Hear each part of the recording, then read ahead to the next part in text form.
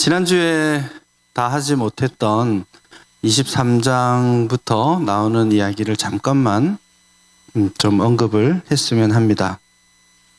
사실상 22장 그 모리아산 사건을 기점으로 해서 아브라함 이야기는 끝이 납니다. 더 이상 아브라함에 대한 관심이 본문에 나타나지 않고 대신에 아브라함의 족보는 25장까지 계속되죠. 그래서 23장부터 25장까지는 오버랩되는, 그래서 옛 시대는 가고 새 시대가 오는 그런 이야기를 하고 있습니다. 그래서 사라가 죽는 이야기, 아브라함이 죽는 이야기. 그러면 그 다음 세대는 누구인가요? 이삭이 누구랑 세상을 펼쳐가야 되나요? 리브가.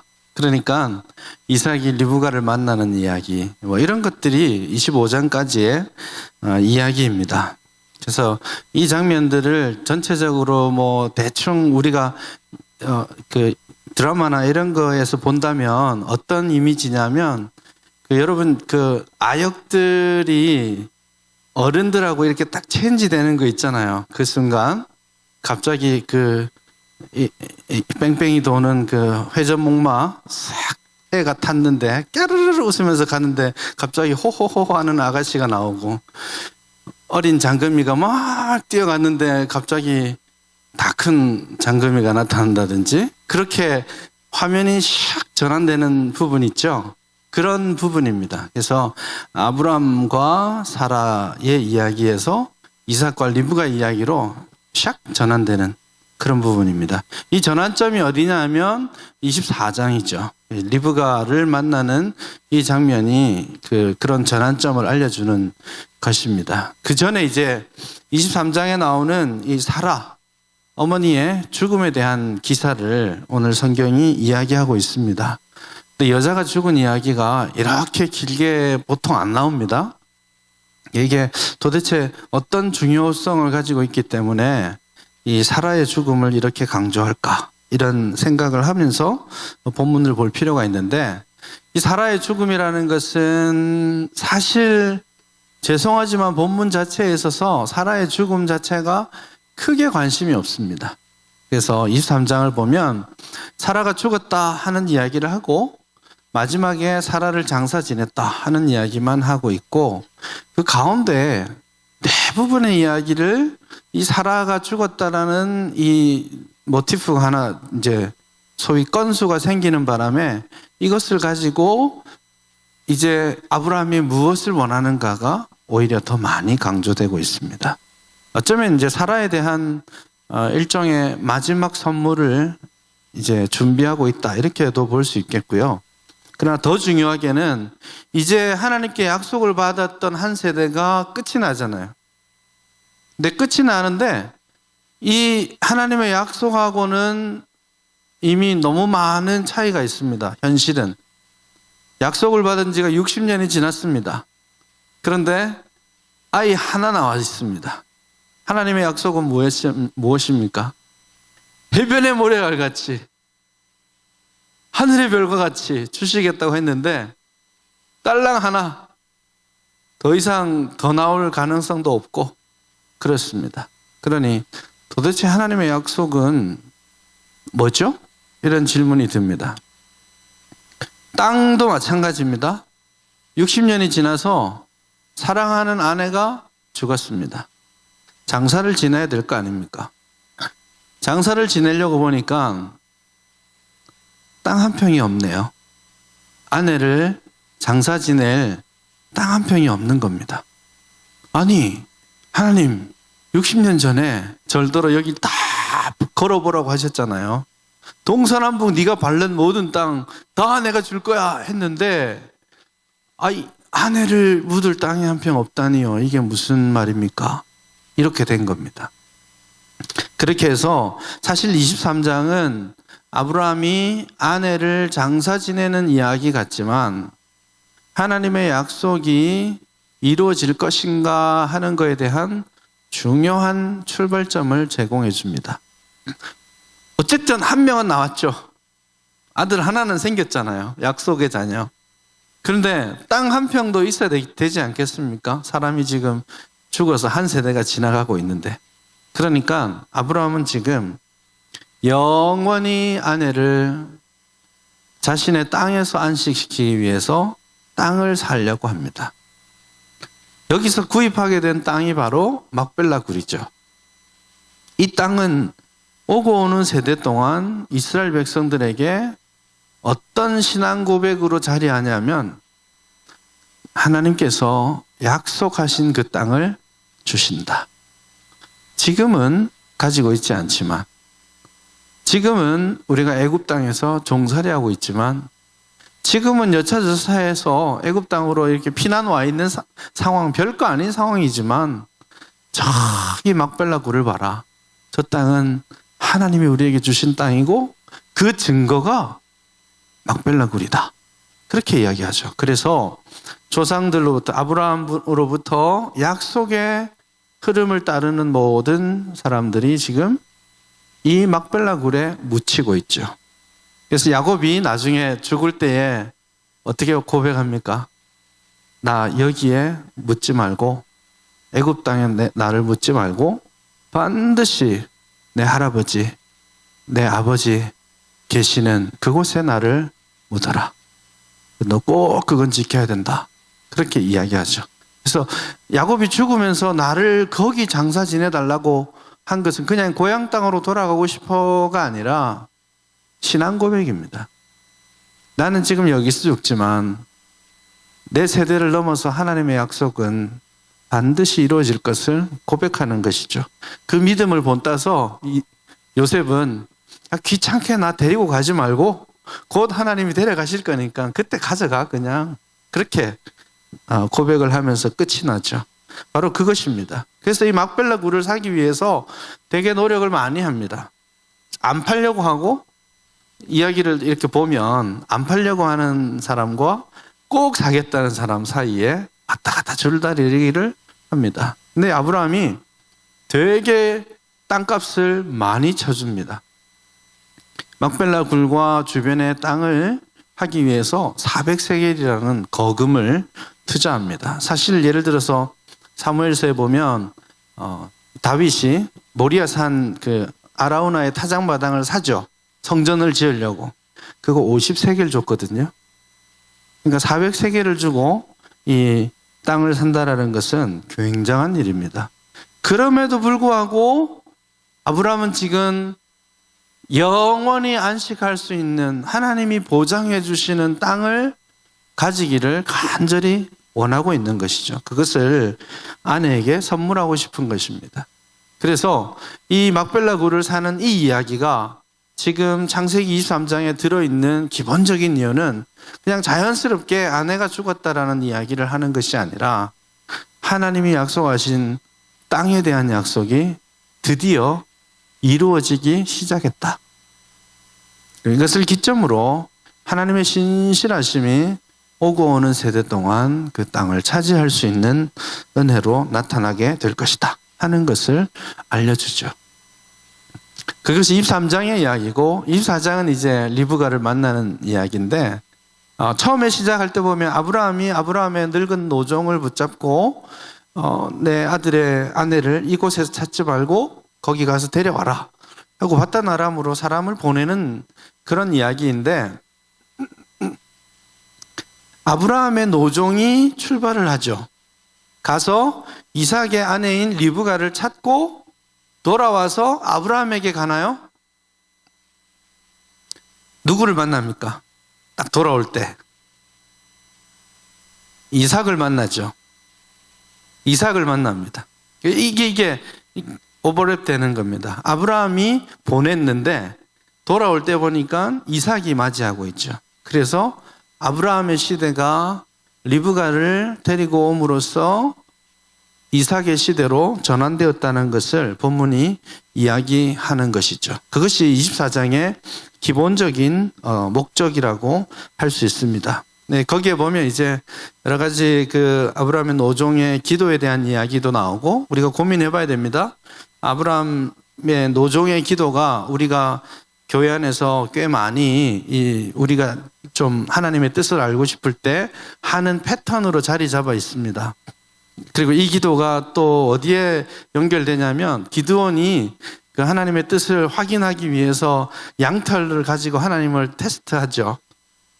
두 번에 따르는 그런 기도를 하는데 그거와 연결해서 우리가 하나님의 뜻을 알기 위해서 if 하고 합니다. 하나님, 만약에 하나님이 이러이러이러한 상황을 허락하시면 하나님의 뜻인 줄 알겠습니다. 이렇게 단순하게 이제 기도하고 하나님의 뜻을 찾아가는 방식인데, 글쎄요, 하나님께서 여기에서 당신의 뜻을 그런 식으로 보여주었다라는 것이 우리도 그렇게 일반적으로 기도할 수 있다라는 뜻은 아닐 수 있습니다.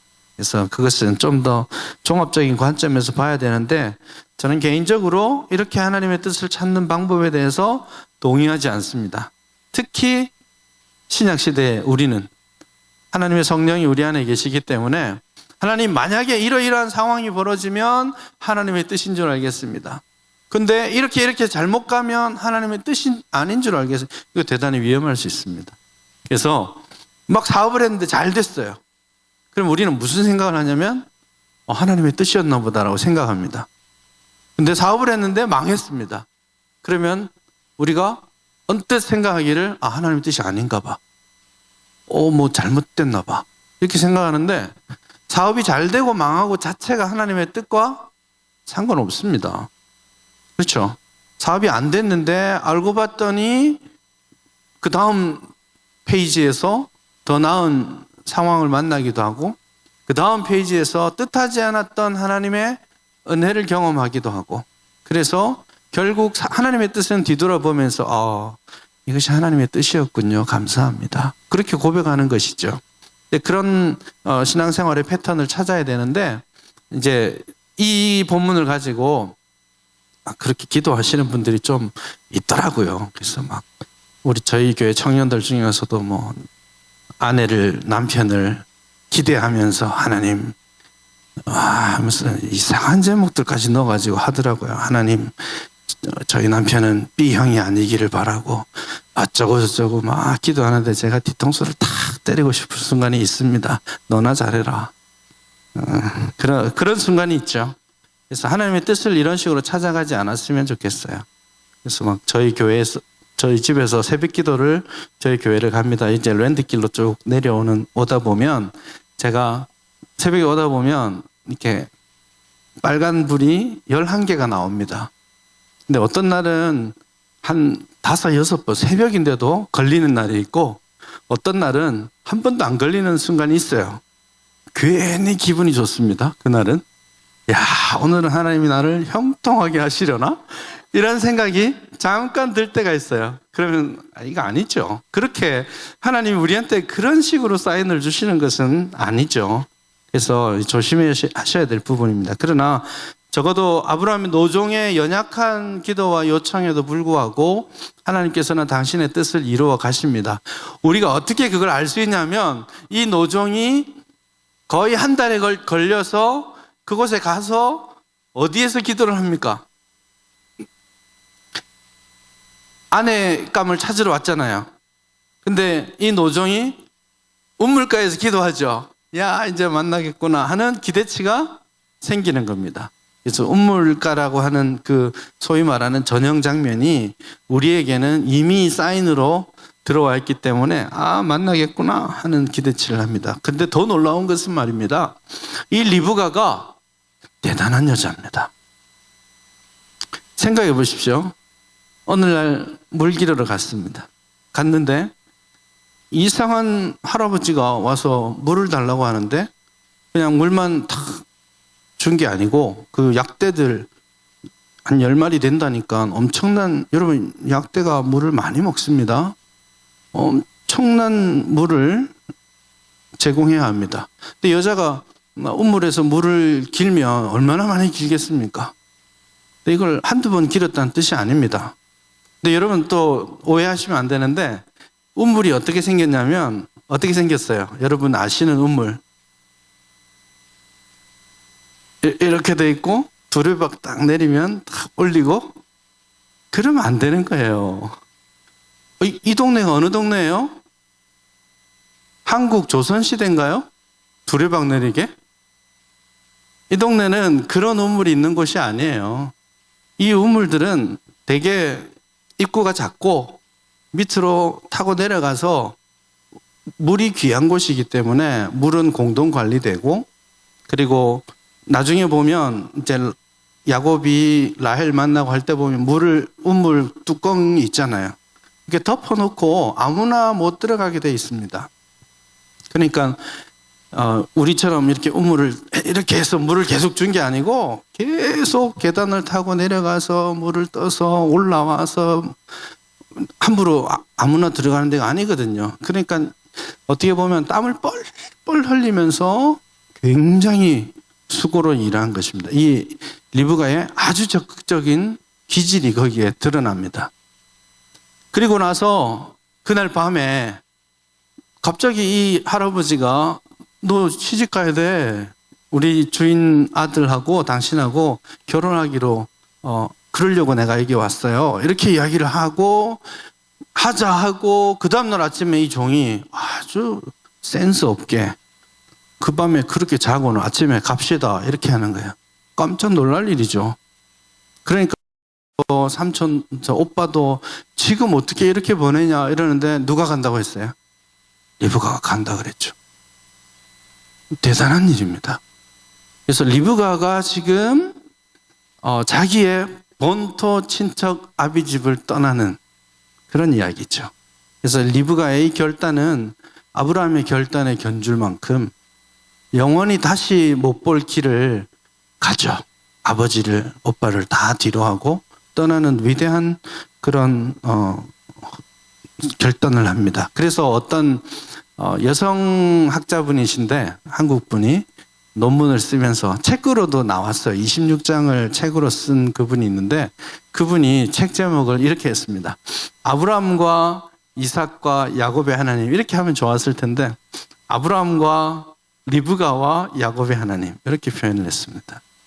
실제로 27장을 봐도 이삭이 사냥한 음식을 먹고 에서에게 축복하려고 하지만 그걸 적극적으로 문제 해결을 하는 여인네가 리브가죠. 그래서 리브가의 굉장히 적극적이고 주도적인 어떤 활동들을 우리가 주목해서 볼 필요가 있습니다. 그리고 사실은 25장에도 하나님께 기도해서 임신을 했잖아요. 쌍둥이가 났습니다. 안에 이제 들어있는데 이놈의 쌍둥이가 계속 싸워요. 그러니까 리브가가 하나님께 기도하죠. 또 특이한 일입니다. 하나님께 기도를 하니까 하나님이 말씀해 주시네요. 누구에게? 리브가에게. 근데 이 말씀이 되게 중요한 말씀입니다. 이 복중에 있는 두 사람의 운명, 이들이 만들어갈 거대한 민족에 대한 말씀을 아니 이삭에게 줘야죠. 그렇지 않아요? 근데 리브가에게 먼저 주십니다. 그래서 이 관점에서 우리가 리브가를 이해하고 하나님의 약속과 성취라는 관점에서 리브가를 이해할 때 27장의 이야기도 조금 다르게 생각할 수 있습니다. 우리가 27장을 보면 축복을 하려고 할 때 리브가가 야곱에게 야 우리가 아버지 속이자. 그리고 염소 털 붙이고 뭐 옷 입고 향수 뿌리고 그렇게 나가잖아요. 그렇게 해서 너 누구냐 이러니까 저 에서예요. 목소리가 이상한데 뭐 이렇게 해가지고 해내죠. 근데 이걸 어떻게 단순하게 생각하냐면 이삭과 리브가가 각각 에서와 야곱을 편애하였기 때문에 자기가 더 좋아하는 사람에게 축복하려고 이 난리를 쳤다라고 생각합니다. 그러나 그렇게 단순한 문제만은 아니에요. 리브가의 위대한 신앙적인 결단과 하나님으로부터 받았던 언약의 말씀, 약속의 말씀, 특별히 야곱을 향하신 하나님의 뜻을 리브가는 분명하게 기억하고 살아왔기 때문에 리브가의 결단, 사실 좋은 일은 아닙니다. 이제 좋지 않은 방법을 선택한 것은 맞지만 그것을 너무 폄훼해서 리브가나 이삭이 자식을 편애하는 마음 때문에 이렇게 일이 벌어졌다. 그렇게만 결론 내릴 수 없지 않을까 하는 생각을 합니다. 아무튼 리브가의 그런 모습이 24장에서 아주 뚜렷하게 드러난다는 것이 1번이고, 두 번째 우리가 잊지 않아야 될 주요한 인물이 누구냐면 라반입니다. 24장에 라반이 처음 등장을 하죠. 이 라반은 왜 중요하냐면 좀 이따가 나올 야곱의 일생에 있어서 라반은 굉장히 중요한 역할을 하게 됩니다. 그런데 이 라반을 오늘 본문에서 24장에서 소개하는 이 소개가 되게 이상합니다.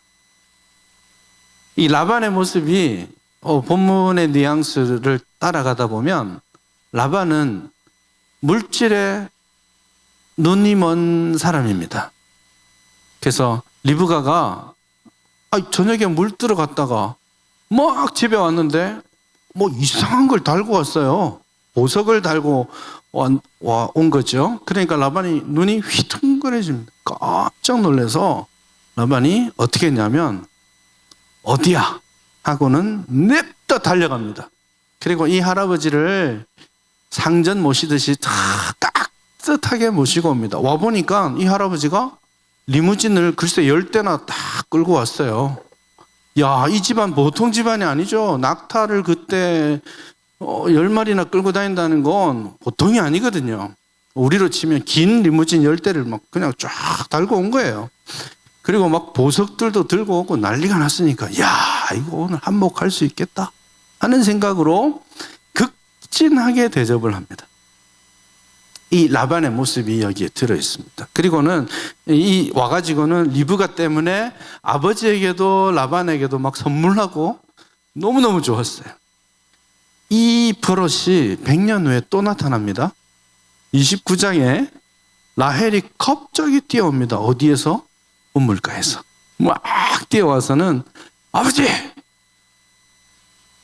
저기 아브라함, 이삭, 우리 누구죠? 숙모 아들이 왔대요. 이러니까 라반이 무슨 생각이 난 거예요? 100년 만에 부잣집인데? 이런 생각이 든 거죠. 그래서 100살이 넘은 이 할아버지가 어떻게 했을까요? 뛰어갑니다. 우물가로 막 뛰어갔는데 리무진은 없고 웬 거지 같은 인간이 하나 와 있죠. 그때부터 일이 틀어진 겁니다. 이게 그런 라반의 아주 악독하리만큼 돈을 밝히는 야곱과의 관계에서 그런 모습이 24장 안에 우리가 미리 다 보여놨어요, 성경은. 그래서 25장 이후에 이삭의 족보에서 나오는 등장인물들이 24장에서 중요한 사람들을 이렇게 소개를 해두고 이제 25장으로 건너가게 됩니다. 여러분, 오늘 나눠드린 유인물에 보면 25장부터 35장까지가 하나의 큰 이야기 단위라는 것을 우리가 볼 수 있습니다. 그리고 한가운데 이야기가 요셉이 태어나는 이야기. 그래서 요셉의 출생 장면을 보면서 야곱의 인생이 거꾸로 이제 돌아가는 인생으로 바뀌는 거라고 할 수 있습니다. 여러분 아시다시피 이삭 이야기가 창세기에 많이 나오지 않죠? 많이 안 나오는 이유가 뭘까요? 별 볼 일 없었기 때문에? 는 아니고 이삭이 제일 오래 살았잖아요. 그럼에도 불구하고 이야기가 많이 안 나오는 것은 문학적인 패턴 때문에 그래요. 아브라함 이야기가 데라의 족보에 나왔죠. 데라의 족보라는 말은 데라의 아들들의 이야기를 하는 거예요. 그래서 아브라함 이야기도 하고 나홀 이야기도 하고 라반도 나오고 그리고 뭐 롯도 나오고 막 그러잖아요. 그런데 아브라함의 족보가 있다면 아브라함의 족보에는 누구 이야기겠어요? 이삭 이야기, 이스마엘 이야기 막 했겠죠. 그런데 그런 이야기들이 안 나옵니다. 왜냐하면 아브라함의 족보라는 타이틀이 없으니까. 대신에 아브라함 이야기는 핵심 아이디어로서 도대체 하나님의 약속하신 자녀가 태어날 거냐 말 거냐 이거였기 때문에 거기에 이삭이 등장해버린 거예요. 그래서 문학적인 관점에서는 이삭이 별 볼 일 없기 때문이 아니라 아브라함의 족보가 없기 때문에 이삭 이야기가 나올 자리가 없는 거예요. 대신에 이삭의 족보라고 하고는 누구 이야기가 나오냐면 이삭의 자녀들 이야기가 나오죠. 대신에 26장에서 아쉬운 대로 이삭 이야기를 합니다. 딱 한 장에서만 오직 이삭 이야기를 합니다. 근데 이 이삭 이야기는 한마디로 말하면 이삭은 아버지처럼 살았다 이렇게 말합니다. 어차피 다 쓸 수는 없잖아요. 요약을 해야 되는데 잘한 거 하나 못한 거 하나 크게 그렇게 해서 이삭은 아버지와 똑같았다라고 말합니다. 그래서 우리가 이렇게 표현하고 넘어가지만 이삭을 무시할 수는 없어요. 왜냐하면 하나님께서 아브라함의 하나님, 이삭의 하나님, 야곱의 하나님 이렇게 똑같이 그렇게 불러주신다라는 것을 우리가 기억해야 됩니다. 그리고 또 한 가지는 25장부터 야곱 이야기가 등장하잖아요. 그런데 37장에 야곱의 톨레도트, 야곱의 족보가 나오고 야곱의 죽음은 50장까지 가죠. 재밌게도 야곱의 죽음이 되게 중요하게 언급되어 있다고 말씀드렸죠. 그래서 야곱이라는 인물이 사실상 창세기 25장부터 50장까지 등장합니다. 대단히 중요한 인물로 등장하는 거죠. 제일 첫 시간에 제가 창세기는 어디서부터 어디까지의 이야기라고 말씀드렸죠? 창조로부터 이스라엘의 12지파까지다 이렇게 말씀을 드렸는데 이스라엘의 12지파를 만들어낸 야곱이라는 사람이 대단히 중요하기 때문에 야곱의 일생을 우리는 25장에 걸쳐서 만나게 되는 것입니다. 그런 맥락에 있다면 이삭의 톨레도트, 이삭의 족보 안에 있는 야곱의 삶을 추적하는 것이 오늘 그리고 다음 주에 해야 될 대단히 중요한 관심이라고 할 수 있겠습니다. 리브가가 이삭이 40에 결혼을 합니다. 나이 37에 어머니를 여입니다. 그리고 3년이 지나서 또 다른 여자를 만났고 그 슬픔을 이 리브가를 만남으로써 리브가를 그 어머니의 장막으로 불러들이고 어머니 돌아가신 이후에 드디어 회복 위로를 얻게 된다라고 그렇게 말하죠. 그리고 나서 또 우리가 쉽게 만날 수 있듯이 이삭이 결혼을 했으나 20년이 되도록 아이를 가지지 못합니다. 아버지는 어떻게 했나요? 별수를 다 썼죠. 근데 이삭은 어떻게 합니까? 묵묵히 기다리고 기도합니다. 이게 아마 아버지에게서 배운 점일까요? 난 저렇게 안 해야지. 그러면서 하는 것도 있고 또 하나는 그러면서 또 따라가는 게 자식이죠.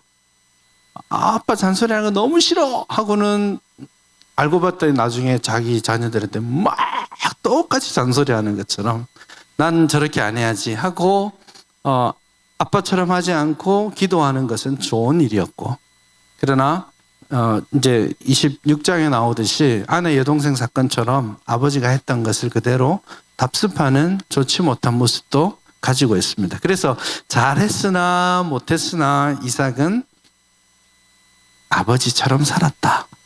아버지처럼 약속받고 아버지처럼 그 약속의 복을 누리고 아버지처럼 잘하기도 하고 아버지처럼 못하기도 하고 그렇게 했다라고 합니다. 그 정도로 이삭에 대한 아이디어를 정리하고 야곱을 봐야 됩니다. 뱃속에서부터 이 두 아이가 싸우고 있습니다. 겨우 임신을 했는데 20년 만에 리브가의 마음이 얼마나 좋았겠습니까? 그런데 허구한 날 여기서 찾다가 막 돌아다니면서 난리를 치는 겁니다. 막 처음에는 발차기 하나 좋다가도 이거 정신없이 밤낮없이 차고 있는 거예요. 왜 이렇게 싸우나 하고 하나님께 기도를 시작합니다. 리브가가 기도를 합니다. 근데 이 기도가 어찌할까요? 라는 기도가 아니고요. 어찌 살까라고 기도하는 겁니다. 그러니까 하나님 도저히 못 살겠어요. 힘들어서 못 살겠습니다. 하고 하나님한테 그렇게 기도를 하니까 하나님이 야, 너 뱃속에 두 민족이 있다.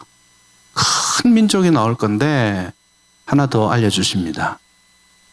위에가 작은 자를 섬기게 될 거야. 굉장히 의미심장한 중요한 말씀을 주십니다. 사실 창세기에는 이런 말씀들이 많이 있습니다.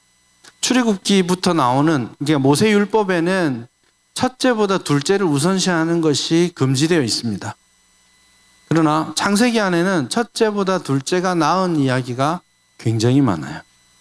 그래서 가인보다는 아벨 셋이, 이스마엘보다는 이삭이, 에서보다는 야곱이, 요런 소위 이제 표현하자면 둘째 우선의 원리라는 것이 창세기 전반에 걸쳐서 작동하고 있죠. 이런 걸 볼 때, 창세기가 한참 후대에 쓰여진 것이 아니라 율법이 정착되기 전에 쓰여졌다라는 것을 알 수 있는 그런 거죠.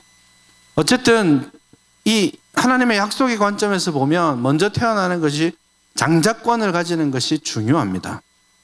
그래서 이 장자권을 가지려고, 그러니까 싸운 게 뭐냐면 내가 먼저야 네가 먼저야 하고 싸운 거죠.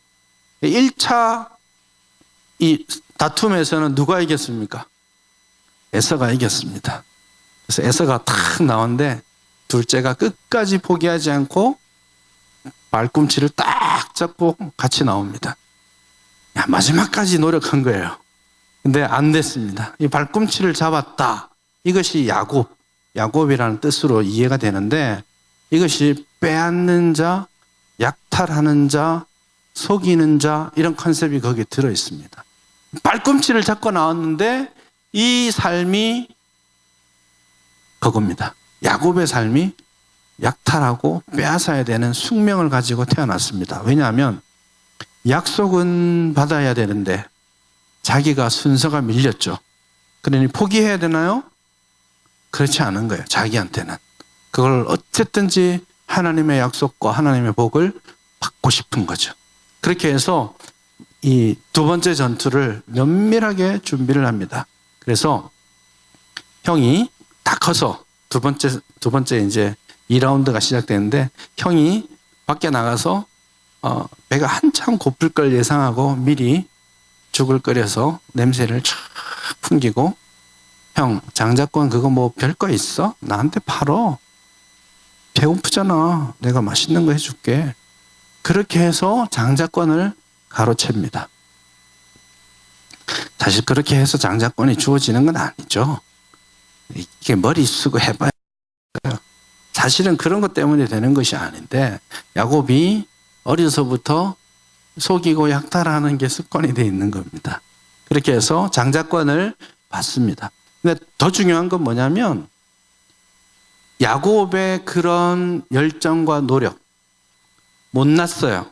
잘못하고 있습니다. 실수합니다. 기다릴 줄 몰라요. 그러나 그 속에 있는 하나님의 약속에 대한 열정과 노력이 있습니다. 근데 에서는 가지고 태어났습니다. 붙잡기만 해도 될 사람인데 붙잡을 준비가 안 돼 있습니다. 이거를 이 이삭의 톨레도트 안에서 계속 말합니다. 에서가 배가 고팠습니다. 이해가 되죠?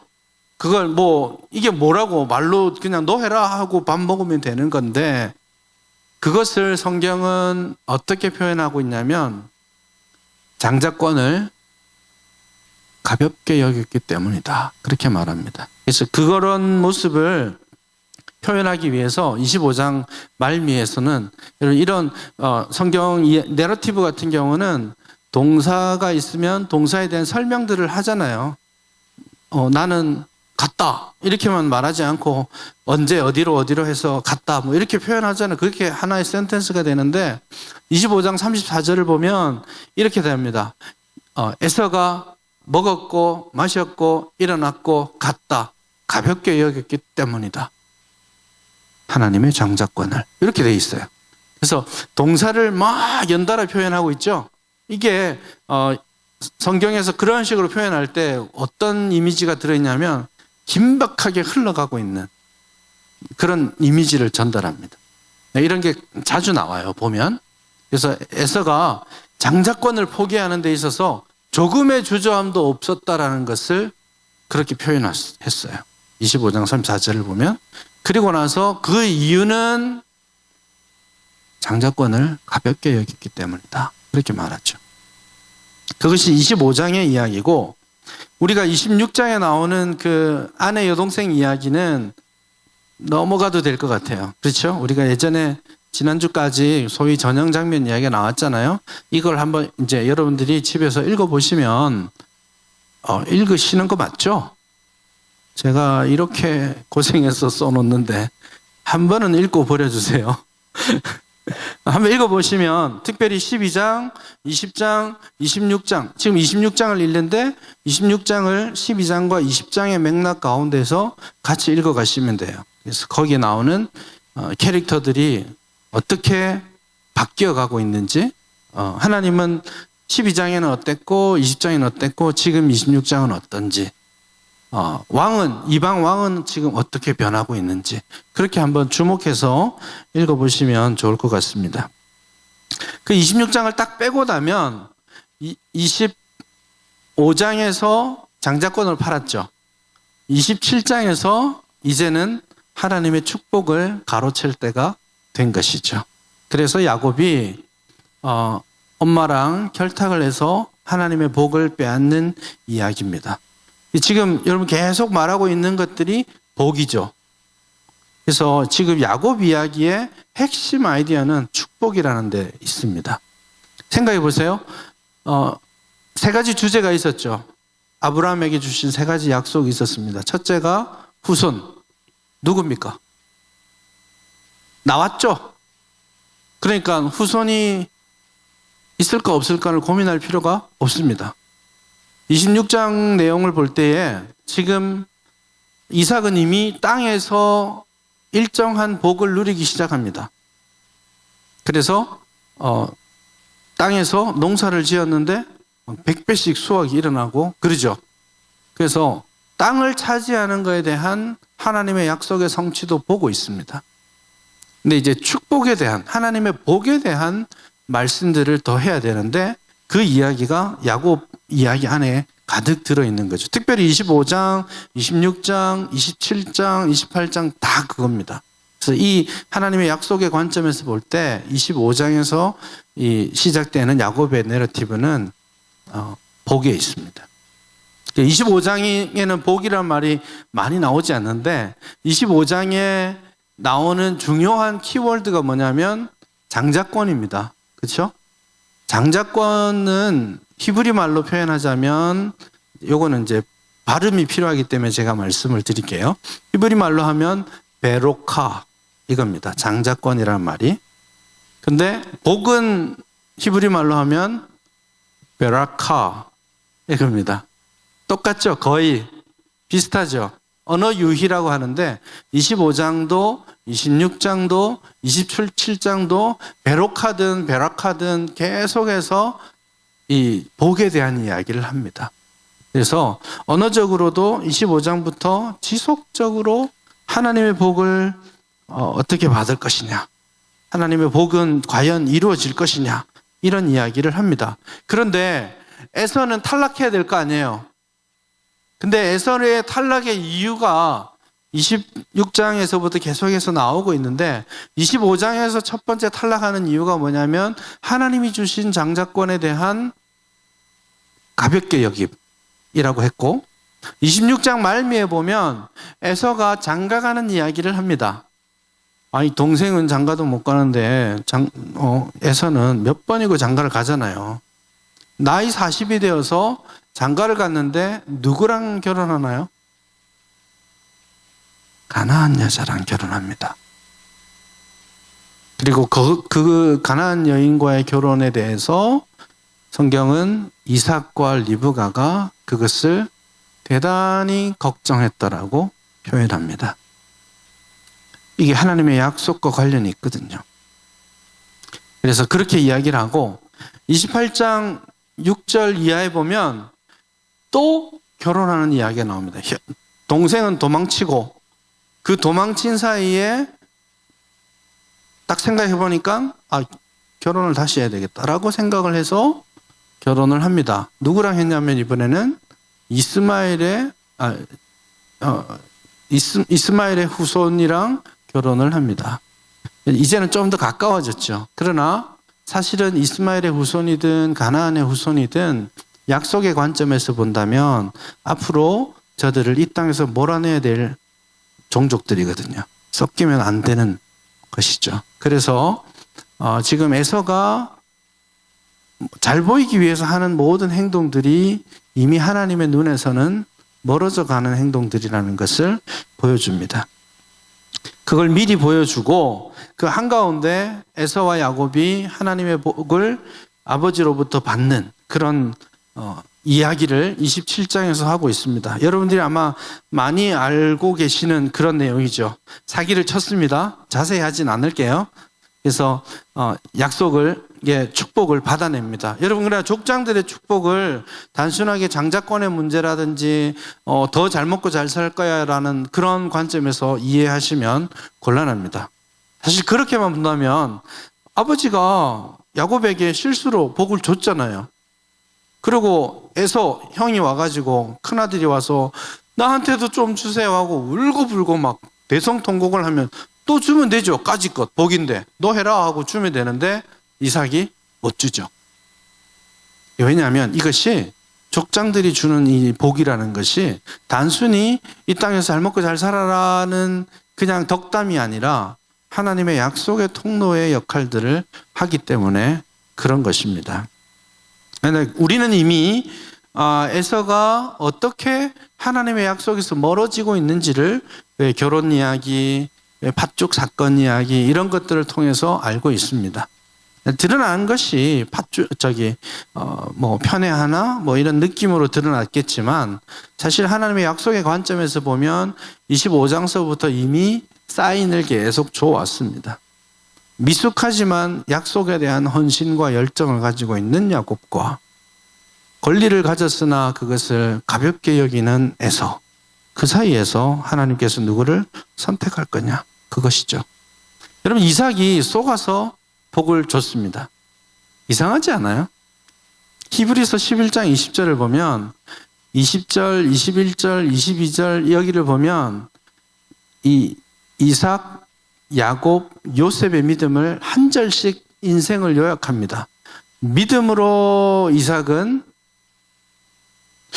이상하게도 믿음으로 이삭이 다가올 미래에 대해서 자녀에게 복을 내린 축복한 거라고 합니다.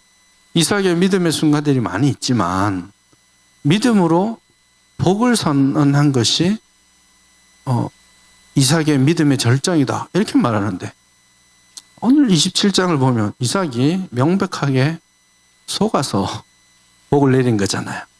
근데 이게 어떤 차이가 있냐면 오해하시면 안 되는데 이삭의 복이 27장에도 나오고 28장에도 나옵니다. 요거는 그래서 아마도 히브리 11장 20절에 이삭의 믿음은 28장에 나와 있는 믿음입니다. 그래서 히브리서에서 20절, 21절, 22절 계속 족장들의 믿음을 이야기하면서 미래를 위해 하나님의 뜻에 순복하고 복을 내리는 그런 말씀들로 나와 있거든요. 그래서 이삭의 믿음의 축복은 27장에 나오는 사건이 아니라 28장에 나오는 사건이라고 우리가 보는 것이 안전하겠습니다. 그래서 28장에 보면 27장에 여러분 아내가 자기를 속였어요. 야, 이거 정말 기가 찰 노릇이죠. 생각해 보세요. 이 중요한 순간에 아내가 제대로 뒤통수를 때렸단 말이에요. 그리고 아들이 무서운 줄도 모르고 이 중요한 순간에 난 에서요 해서 복을 가로챘단 말이에요. 이 사실을 알았을 때 이삭이 깜짝 놀랍니다. 온몸을 사시나무 떨듯이 전율하고 두려워합니다. 물론 에서가 그 사실을 알았을 때 분노와 이런 감정들이 극에 달했죠. 저 인간이 왜 야곱인 줄 아세요? 옛날에도 다 빼앗았고 이 사기꾼 같은 놈 이번에 또 빼앗았어요. 그렇게 막 이야기를 합니다. 막 난리를 치고 있죠. 이게 어떻게 진행될지는 아무도 몰랐던 사실인데 축복을 그렇게 받고 나서 이삭이 두려워서 깨달았던 것은 하나님의 뜻이 왜곡되지 않는다는 것이에요. 그래서 그 다음날 아침에 리브가랑 같이 앉아서 야곱을 다시 부릅니다. 여러분, 남자들 이해되세요? 몇십 년 같이 반평생을 같이 살았던 아내가 그 전날 제대로 뒤통수를 쳤어요. 너무 분한데 그 다음날 아침에 나란히 앉을 수 있겠습니까? 며칠은 그래도 삐진 척이라도 해야 안 되겠습니까? 남자 자존심 있지. 근데 그 다음날 아침에 같이 앉아서 제정신으로 음식 안 먹고 제정신으로 축복합니다. 그게 27장은 왜곡된 형태의 자기가 원하는 복을 내리고자 했던 것이고 28장은 그 사건을 통해서 하나님의 뜻을 깨닫고 순종하는 행동을 하고 있는 것이죠. 그래서 우리가 주목해야 될 것은 28장의 이삭의 축복인 것이죠. 내용이 막 달라졌다는 뜻은 아닌데 두 번에 걸쳐서 이삭이 축복을 하면서 하나님의 계획하심에 대한 순종을 하고 있는 것이죠. 근데 그날 아침에 지금 형은 여기까지 올라가 있고 분이 엄마 아빠도 이걸 컨트롤할 수 없다라는 생각이 듭니다. 그러니까 그날 아침에 야 도망가라. 조금만 떨어져 있자. 저 감정이 좀 추스리면 내가 다시 너를 데리고 올 테니까 며칠만 좀 가 있어라 하고 보냅니다. 그 전날 아침에 하나님의 복을 드디어 가로채서 누리는 겁니다. 이제 복이 임하겠거니 생각했는데 그 다음날 아침에 죽을지도 모르는 거예요. 상황이 이렇게 된 것이죠. 그래서 리브가는 사랑하는 아들을 멀리 잠깐 보내려고 보냅니다. 그리고 리브가는 도망치듯 떠나는 아들의 마지막 모습을 마지막 기억으로 죽을 때까지 그 아들을 만나지 못하게 되죠. 나중에 보면 리브가의 유모 드보라가 내려오다가 만나죠. 있죠. 그래서 이야기를 아마 또 이렇게 종합해 보면 자기는 못 가고 돌아오지 못하는 아들을 그리워하면서 자기 유모를 보냈을 가능성도 있습니다.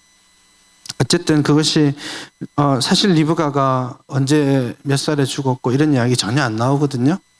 어디에 묻혔다라는 이야기만 나오고 있는데 어쨌든 리브가의 마지막 일생은 그렇게 이 무대에서 이제 끝이 난다고 볼 수 있습니다. 그리고 야곱은 하나님의 복을 다시 재확인하고 도망을 칩니다. 걸음 날 살려라. 그래서 브엘세바에 출발해가지고 베델까지 달립니다. 어떤 학자는 하루 만에 갔다고 말하는 학자도 있고 일반적으로 거리를 치면 한 2박 3일은 가야 되는 거리입니다. 근데 분명한 것은 본문 안에 야곱이 뒤도 안 돌아보고 살기 위해 죽으라고 뛰었습니다. 그건 확실합니다. 그래서 아까 이제 동사 이렇게 나와 있죠. 이게 10절 이하에서도 10절, 11절 이틀 이 두 절 안에서도 걸음아 날 살려라 하고 막 뛰는 것을 동사로 그 두 절 안에 동사가 8개 나와요. 8개나 동사를 배치해서 야곱이 집을 떠나서 그리고 베델에 딱 자리 잡는 그 자리, 그 이야기까지를 계속해서 극적으로 본문이 묘사를 하고 있습니다. 그래서 아마 가다가 여기가 베델이야 하고 멈춘 게 아니라 깜깜해서 더 이상은 갈 수 없는 그 지경까지 도망을 치고 털썩 주저앉은 곳이에요. 그래서 성경에는 어디에 갔다 말하지 한 장소에 도착했다.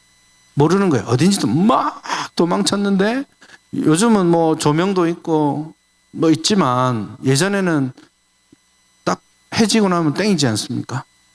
해가 지도록 막 달렸는데 계산을 해서 어디 인 같은 데 찾아서 들어갈 생각을 한 게 아니에요. 막 달리다가 도저히 더 달릴 수 없는 순간이 되었을 때에 멈추었은 것이죠.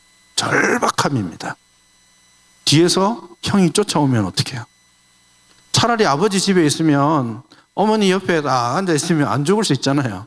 근데 도망을 쳤는데 형이 돌아오면 방법이 없잖아요. 그래서 뒤도 안 돌아보고 뛴 겁니다.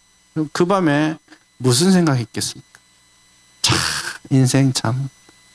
야, 나 불과 어제 하나님의 복 받고 뭔가 되는 줄 알았는데 하루 만에 지금 땀을 뻘뻘 흘리면서 털썩 주저앉아서 주소가 어딘지도 몰라요. 여기가 어딘지도 모르고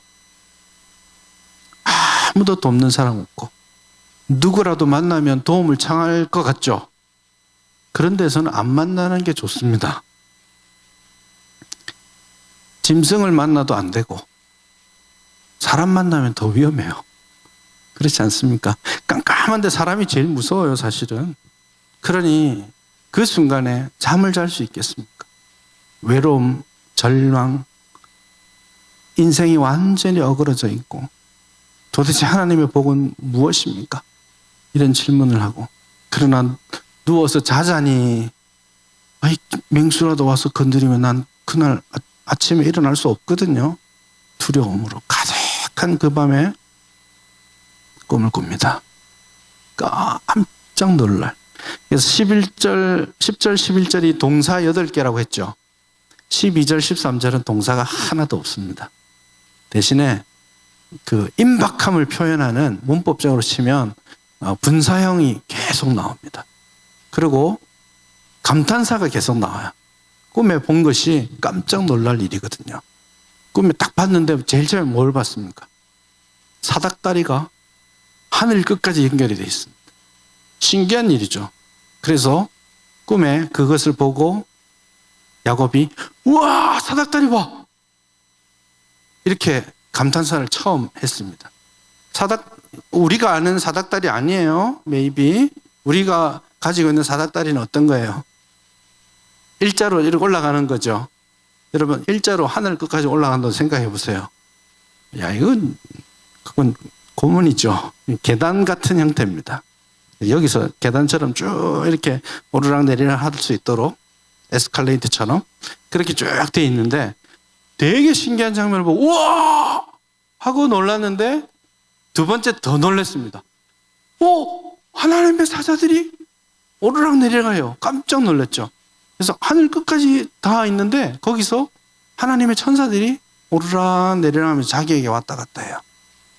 점점 오고 있는 느낌이 있습니까? 그리고 마지막으로 깜짝 놀라. 우와 누구예요? 하나님. 하나님이 나타나셨습니다. 그 위에 있습니다. 그 위에가 어딜까요?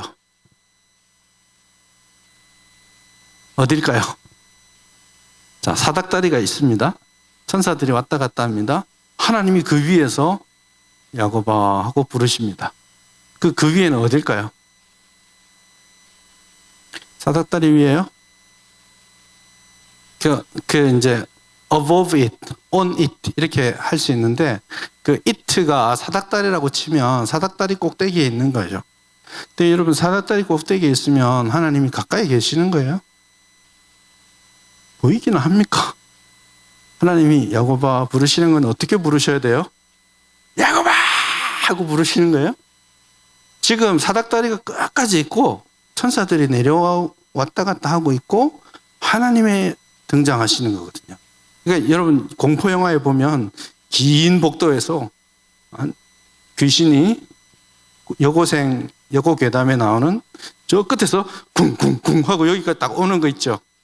저 멀리 있는 사닥다리를 봤는데 하나님의 사자들이 나타나서 오고 하나님이 오는 거죠. 그래서 저는 개인적으로 그 위에를 삼식 남성 단수거든요. 그러면 사닥다리도 될 수 있지만 또 누구도 될 수 있어요. 야곱도 될 수 있죠. 그래서 저 멀리 있는 사닥다리에서부터 하나님께서 멀리 있는 뭔가를 봤는데 갑자기 야곱 위에 야곱 머리맡에서 야곱아 하고 부르시는 거예요. 이 부르심은 콜링하는 게 아니라 조용히 조곤조곤 속삭이듯이 부르시는 거예요. 야곱아. 내가 너와 함께 할 거야. 걱정하지 마. 하고 머리맡에서 하나님이 야곱이 눈을 탁 떴는데 여기서 괜찮아. 내가 너와 함께 있잖아. 너 이 길 갔다가 안전하게 돌아올 거야. 걱정하지 마. 나를 믿고 가. 괜찮아. 그렇게 하나님이 위로해 주시는 그런 모습이 28장입니다. 이게 야곱의 인생을 한 걸음 전진할 수 있게 하는 중요한 전환점이 됩니다. 요한복음 1장에 보면 이 사닥다리를 나다나엘 통해서 이야기하시기를, 이 사닥다리를 예수님께서 말씀하시기를 하나님의 천사들이 사닥다리 위에가 아니라 인자 위에 있다고 했죠.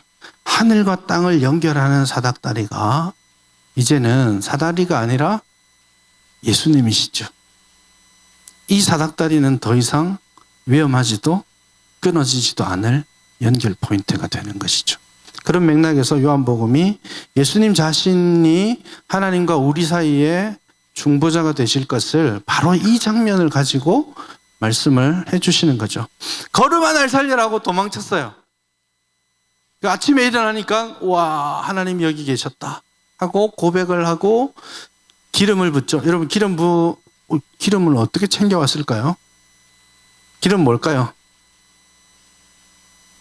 아니 그러면 날 살려라 집에서 도망치는데 뭘 챙겨와야 될까요? 여러분이 여행을 떠나신다면 한 달짜리 여행을 가야 돼요. 급히 가야 돼요. 이것저것 챙길 겨를이 없어. 뭘 챙겨야 돼요? 뭘 챙겨야 됩니까? 글쎄 외국으로 나가니까 여권도 챙겨야 되고 하겠지만 제일 중요한 건 뭐예요? 이렇게 말하면 속물인가?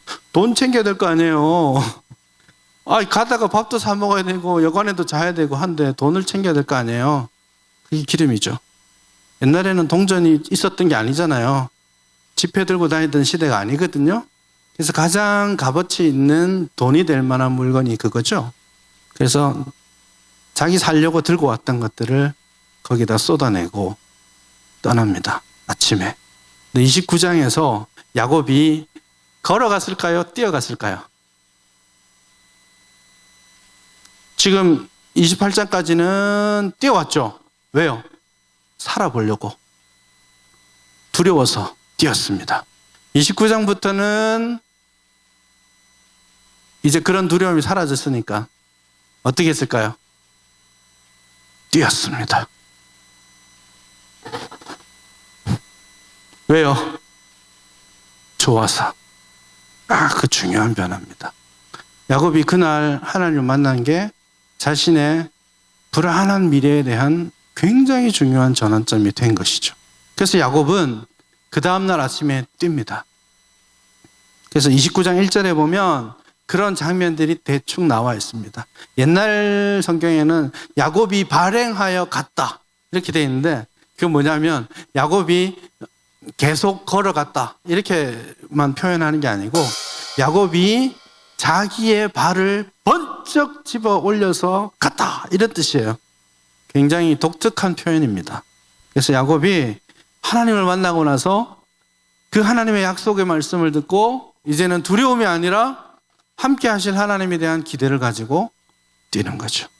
그 마음으로. 그래서 여러분 29장 1절 보세요. 한 절 안에 한 달을 다 집어넣어놨어요. 28장에서 그 밤의 이야기를 길게 했잖아요. 29장은 한 달을 다 집어넣는 거죠. 그리고 바단 아람에 도착을 해서 라헬을 만나죠. 어디에서요? 우물가에서 라헬을 만납니다. 이것도 전형 장면이거든요. 24장은 29장을 볼 때 24장을 보면서 읽으면 좋아요. 그리고 또 그 4장, 출애굽기 4장을 이 두 이야기의 관점에서 읽으면 또 좋습니다. 이 전형 장면이 우리에게 성경을 해석하는 새로운 관점을 제공해 준다고 말할 수가 있는 거죠. 그래서 앞에는 종이었고 지금은 야곱이죠. 앞에는 누가 물을 뜹니까? 리브가가 뜨죠. 지금은 누가 물을 뜨나요? 야곱이 뜨죠. 바뀝니다. 계속 장면이. 그래서 그런 것들을 캐치하면서 읽으시면 좋습니다. 그러나 우리는 아주 심플하게 보면 야곱이 여기서 아내를 만나겠구나 하는 기대치를 합니다. 야곱이 되게 조용한 사람이죠. 집에 엄마랑 같이 있는. 그래서 여러분 오해하시면 안 되는데, 에서는 들사람, 그러니까 막 우락부락하고 사냥도 잘하고 화살도 잘 쏠 것 같은데, 야곱은 뭐 할 것 같아요? 우리가 그냥 이미지로, 야곱은 뭐 할 것 같아요? 엄마 치마 자락 붙들고 요리하고 킬트하고 막 수놓고 있고 이럴 것 같아요? 이게 조용한 사람이 그런 뜻인가요? 조용한 사람이라는 말이 그런 뜻은 아니잖아요.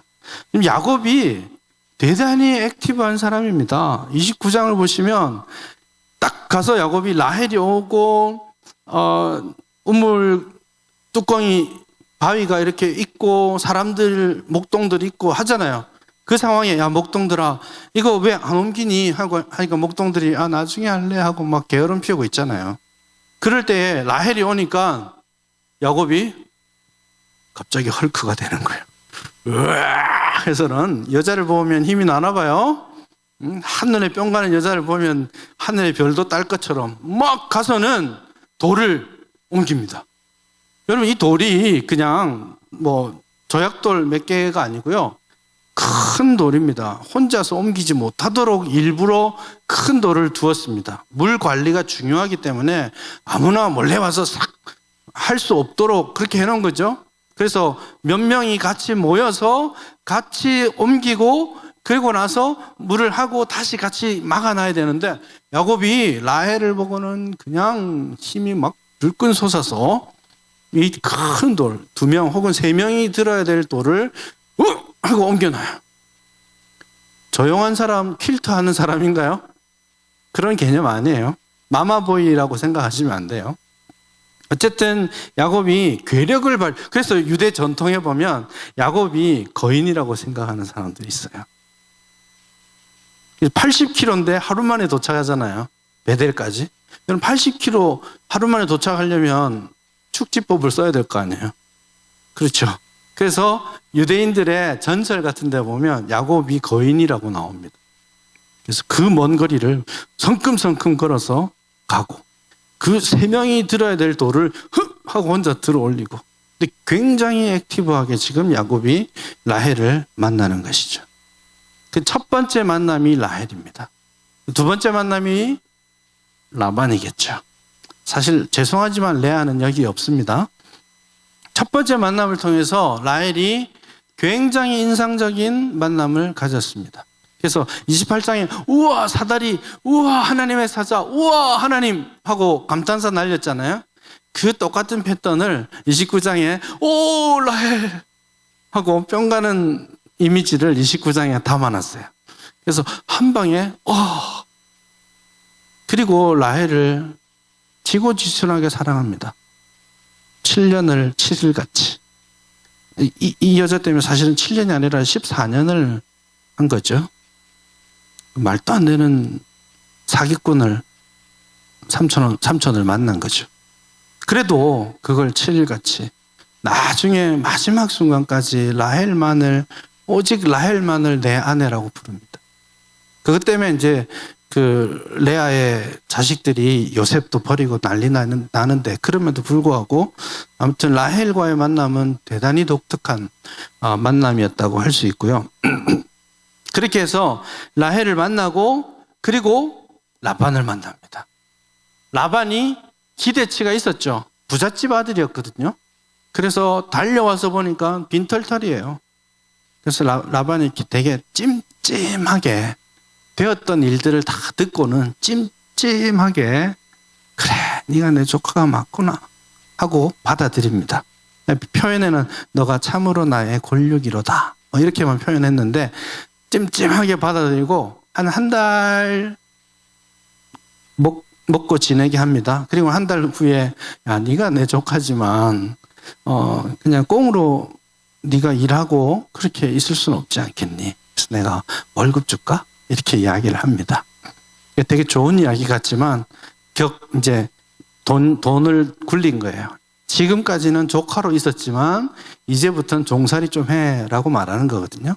그렇게 하고 나서 이 조카가 라헬을 위해서 일하기로 합니다. 그래서 야곱이 7년 동안 내가 종살이를 할 테니까 7년 후에 라헬을 주십시오. 이렇게 말을 했는데 라반이 그러면 그렇게 해. 그녀는 그때 너에게 줄게. 이렇게 말해요. 이 그녀는 문맥상 누구예요? 라헬이죠. 근데 왜 라헬 이야기 하는데 라헬이라고 해주지 모호한 표현을 했을까요? 제가 볼 때는 라반이 처음부터 사기치고 있는 거예요. 그리고 7년 동안 결혼 지참금이 있잖아요. 옛날에는 결혼 지참금을 아버지한테 줘야 되거든요. 신부에 대한. 결혼 지참금이 한 30세겔, 40세겔 정도입니다. 그리고 진짜 돈이 남아도는 부자는 맥시멈 50세겔. 이거 신명기에서 규정하고 있는 겁니다. 그 당시에는 한 30세겔 주면 됐었어요. 근데 조카잖아요. 그러면 얼마 정도 달라고 해야 됩니까? 빈털터리고. 상식적인 삼촌이라면 그냥 한 20만 줘. 그렇게 할 수도 있잖아요. 근데 조카가 뭣도 모르고 7년이라고 말한 거예요. 자기 사랑의 깊이인가? 어쨌든 7년을 말한, 그 말은 1년으로 치면 70세겔을 주겠다고 한 거예요. 했는데 라반이 덥석 물었죠. 아니야, 20세겔만 해. 2년만 해. 이렇게 해야 되는데 7년을 다 물고는 그 밤에 기상천외한 일이 벌어집니다. 그 밤에 여자가 바뀌었어요. 그리고 그 다음 날 쫓아갔을 때 여러분 그 밤을 생각해 보세요. 라헬은 잠을 잘 수 있었을까요? 이 삼촌이 못할 짓을 심하게 한 거죠. 그 다음 날 아침에 정신 차리고 술 깨고 가서 삼촌 이게 무슨 짓입니까? 하니까 야, 우리는 첫째를 먼저 주는 게 법이지 둘째를 먼저 주는 법이 없어. 7년 더 해 줄게. 그렇게 해서 라헬을 위해 14년을 착취 아닌 착취를 당합니다. 어디서 많이 본 모습 아닌가요? 자기가 아버지 속였잖아요. 동생을 형이라고 속였죠. 라반이 지금 그대로 갚아주는 거예요. 동생을 언니라고 속이고 그렇게 똑같이 당하는 거죠. 이게 야곱의 인생을 이 paddan 아람에서 어떤 고생을 하게 될지를 그림으로 우리에게 보여줍니다. 속이고 살았던 그대로 속임을 당하고 되갚음을 당하고 뛰는 놈인 줄 알았는데 졸지에 나는 놈을 만난 거예요. 그렇게 해서 그는 20년 동안 10번이나 월급 사기당하고 아내 그렇게 얻게 되고 별의별 이상한 일들을 다 만나면서 고난을 당하게 됩니다. 이 야곱의 삶은 대단히 골치 아픈 가정사의 이야기인 것 같지만 대단히 하나님으로부터 책망받고 고난 가운데 있는 삶이라고 볼 수 있겠지만 또 한편으로 이 기간은 비약적인 하나님의 축복의 시간이기도 합니다.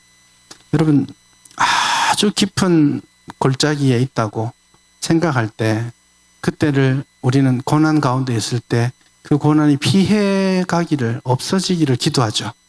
빨리 이 고통이 이 어려움이 사라지기를 기도하는데 그렇지 않을 수 있습니다. 그 깊은 고난이 다른 어떤 순간에도 만날 수 없는 하나님을 만나게 하는 것이죠. 풍랑을 싫어하죠. 그런데 우리는 찬양하잖아요. 이 풍랑 인연하여 더 빨리 갑니다. 이렇게 말하죠. 바울이 유라굴로를 만나서 14일 동안 산이 중리했잖아요. 그러고 나서 야, 정말 말할 수 없는 고통, 어려움을 겪었다라고 했는데 나중에 풍랑이 갇히고 눈 떠서 보니까 어디까지 가 있는 거예요? 로마 군합발 바로 밑에까지 내려가 있죠. 그래서 그 풍랑과 고난이 어려움이 결코 우리가 피해야 될 대상은 아니에요. 하나님이 거기 함께 계시니까요. 그 이야기가 바로 다음 주부터 우리가 만나게 될 극적 전환점들이 되겠습니다. 한번 기도하겠습니다.